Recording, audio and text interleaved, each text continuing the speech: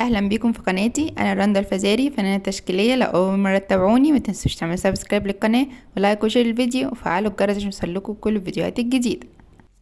هنعمل مع بعض النهارده الفكره الجميله دي، فن الاوريجامي او فن طي الورق. هنعمل مع بعض كل حاجه خطوه بخطوه بطريقه سهله ان شاء الله تعجبكم. اهم حاجه في اي حاجه بتتعمل بالاوريجامي ان الورقه تكون مربعه ومظبوطه كلها مقاس واحد.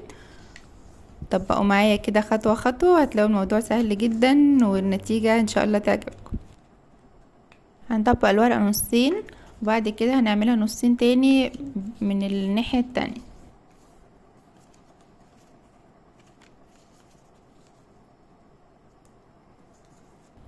تقدروا تعملوها بلونين او اكتر، وتقدروا تعملوها بلون واحد بورق خفيف او تقيل، برضو مفيش اي مشكلة. مهم وانتوا بتطبقوا تراعوا ان انتوا تطبقوا مظبوط والورق ما يجيش على بعضه.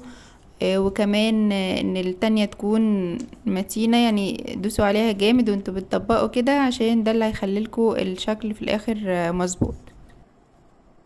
وكمان خلي بالكم من الخطوات واتجاه التاني بيبقى ازاي. احنا طبعا طبقناها كده من الاربع جهات وبعدين هنطبق من جهتين بس،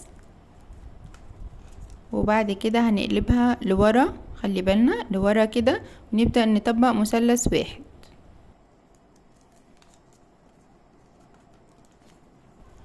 وبعدين هنتني الشكل كله نصين.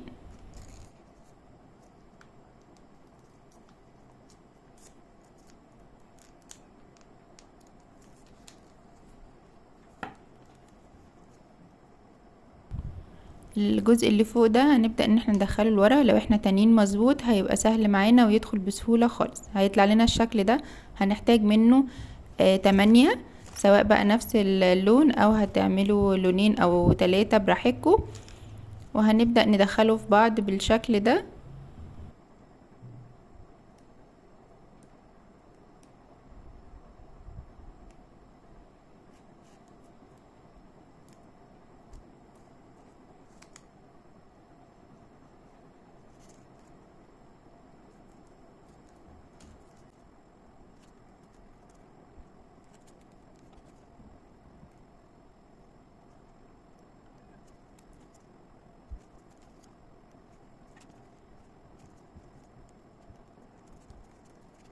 ودي النتيجة طلعت معانا في الاخر، تقدروا تلعبوا بيها وان شاء الله تعجبكم.